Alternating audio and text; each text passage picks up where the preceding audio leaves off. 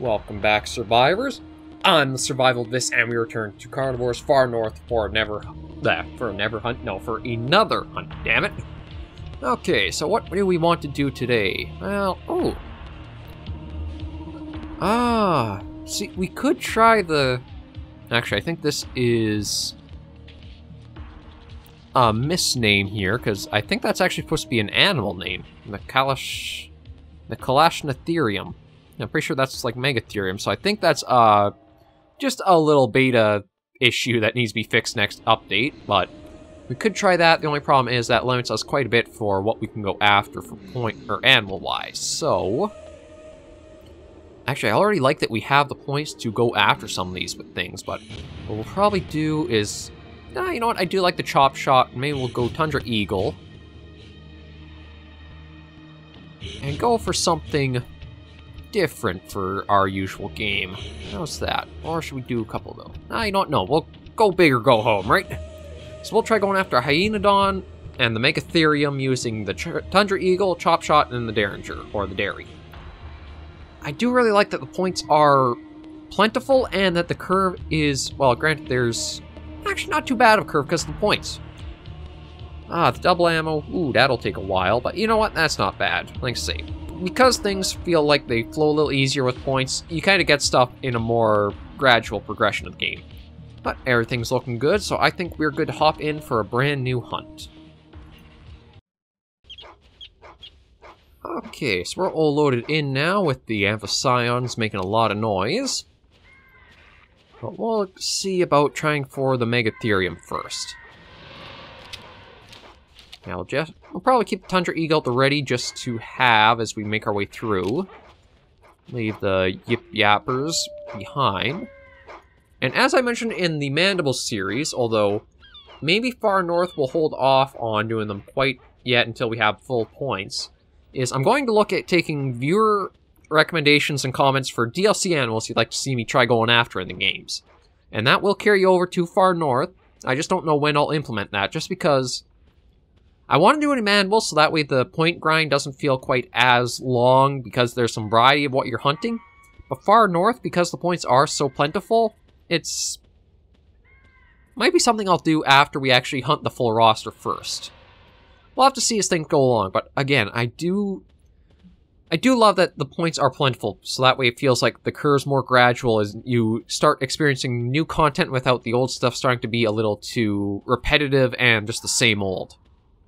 Like Mandibles, the last hunt with the hole puncher that I did, it's mostly just, again, going after a lot of animals we've already seen before and already taken down.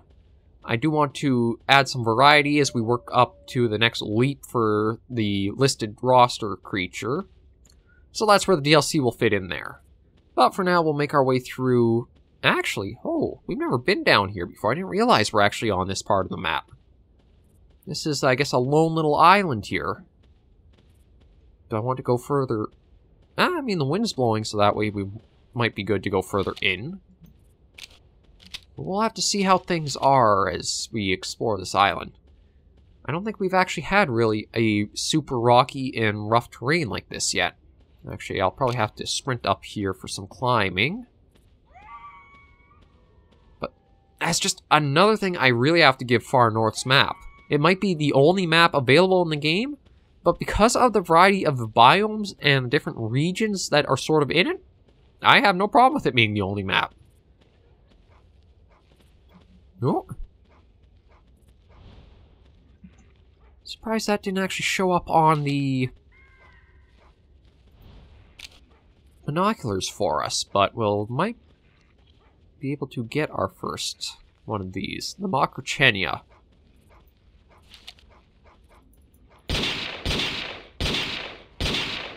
There we go. And I think we might have even spooked a second one over there. Something's moving. Oh, just an enormous. I just saw kind of the gray color palette, so I thought maybe that was another Macrochenia, but that might be the only one up around us at the moment.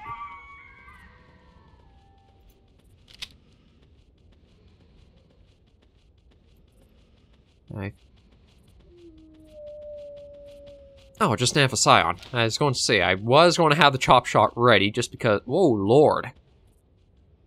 That's quite the ravine. damn, I really gotta hand it to them making the Moraine Domain. It is a absolutely loaded map with all kinds of different features to it.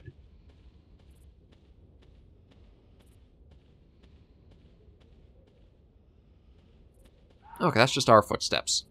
Just making sure.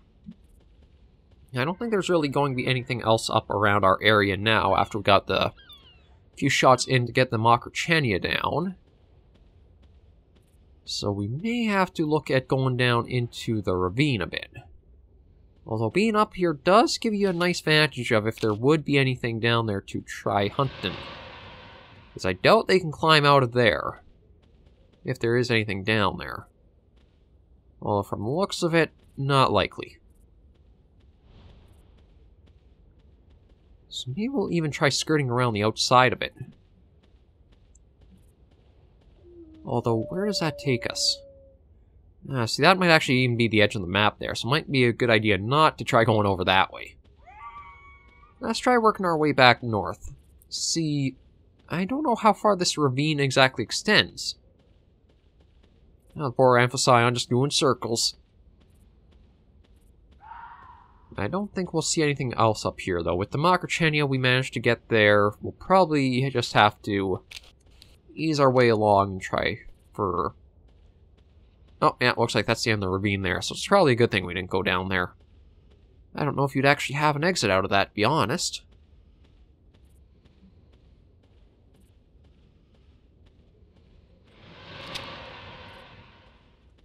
I still want to know what that ambience is supposed to be. I almost feel like that's supposed to be the last animal on the roster's roar. But I'm not sure. There could be also an attempt at like a super powerful gale or gust. But I do know it still gets me every damn time I hear it. I think it's the one ambient track in all of Far North that's always going to get me to just kind of twitch a little bit when I hear it.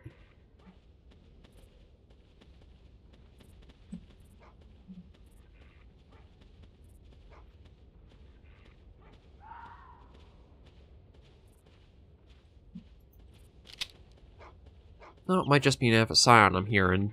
I mean, there's the barking, and there are some footsteps. I just want to make sure. Yeah, just an Amphision. Aptly there. Nope.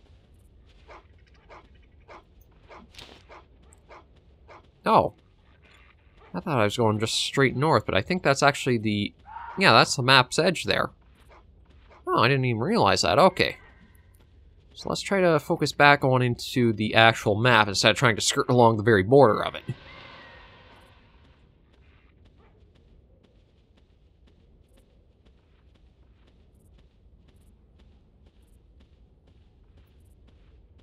A few passes here and there. We can slide down and through. It looks like we're getting back to more of a... I guess highland might be the most accurate term. It's not exact... it could be a lowland, but I feel like the lowlands are going to be more right when we're near the river. Or the water. Well, technically, it is a river. Looking at the map, it's definitely just a river that's flowing through between the two regions, so... We'll just ease our way down there and keep an eye out for anything. Not just enormous. Anything that we have to either use the chop shot to defend ourselves with, or try the Tundra Eagle for a couple of other shots.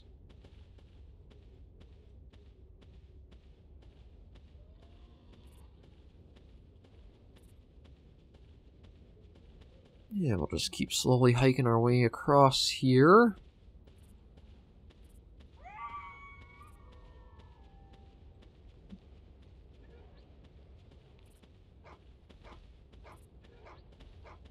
Well, I'm hearing a weird... Is that the Denornis?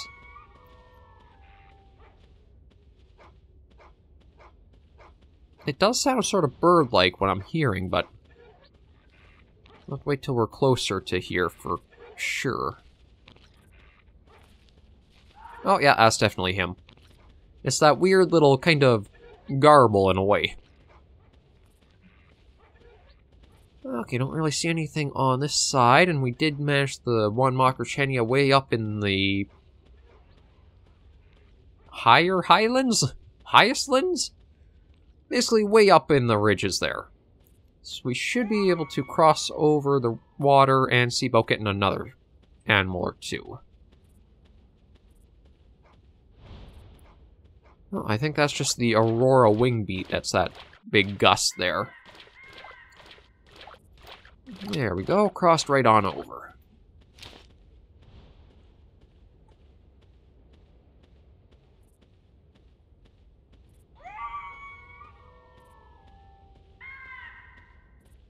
Now, I wonder if there's anything we should be going for specifically. Like, I don't know where we'll exactly come across a Megatherium. There is that ambience, though. Should we try calling for one of the big sloths? We'll try calling C.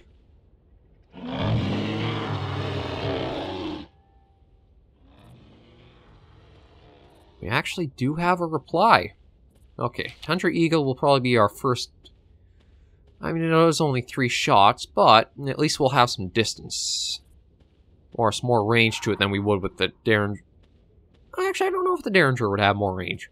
This at least will have the most firepower compared to the chop shot for close range.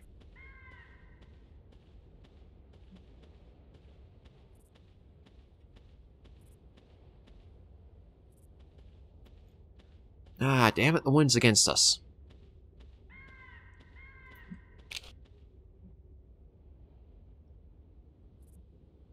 That wind might have already spooked it off.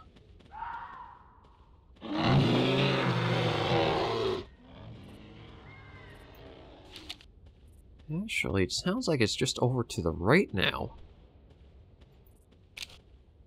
Well, there it is.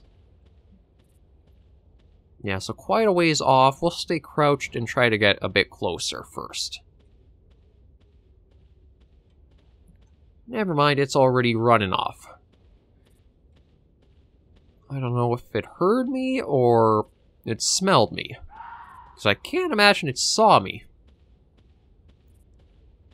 I say that, but then again, I have to remember, as much as it's all densely foliated in that, and there's so many shrubs and bushes, anything that you can walk through, I don't think is actually hides your line of sight from them. So I think they can see right through scrub like this. A little aptly just hopping around.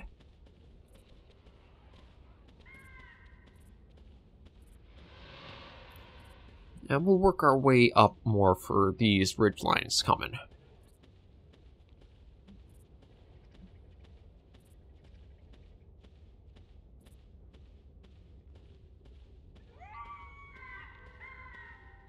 Because it looked like he ran up this way. So maybe we'll try another call and see.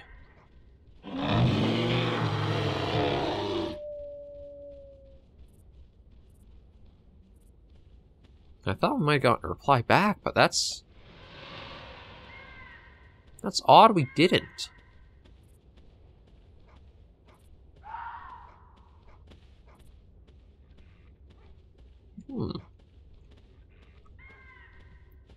No, I think it... Oh, yeah, it is just up ahead, though. And I think it's in range for us to use the Tundra Eagle, too.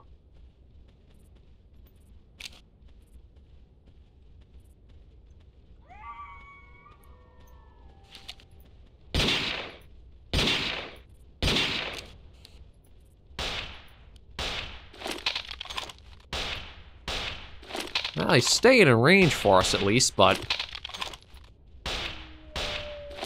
How many shots do you take to go down?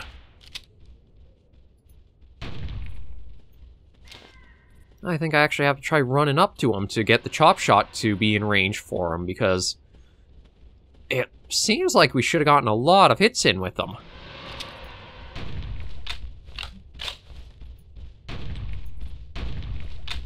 Oh, Lord! There we go. That just took 3 Tundra Eagles, 10 Derringer shots, and I think 3 or 4 chop shot shots, too. Oh, you were very hard to take down, but I think we have to end the hunt right here because we're out of ammo. Nothing left for Derringer, Tundra Eagle, and only the 2 in the chop shot. But at least we got them. So we'll see what the points are looking like now that we come back from this hunt. Okay, we're loaded back in, and oh boy. Oh man, okay, points really, really do come in plentiful amounts. I think we got around 100 points for that.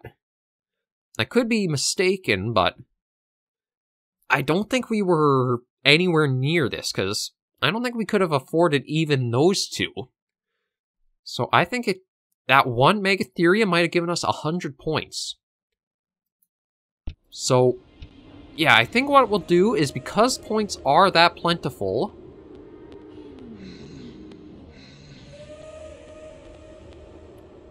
what we'll do is we'll save the DLC animals till after we hunt this, I guess, the base roster. And then once we've hunted at least one of everything there, then we'll try the DLC animals. But that does make me curious to try a lot of these different ones. But I have to say, I'm enjoying Far North so far. I know it is a little bit of a shorter episode this week, but just because of how much ammo it took to go after the one Megatherium, and because this is my 4th video to record for today and my voice is starting to go, I'm going to take a little easy on myself and end this episode here.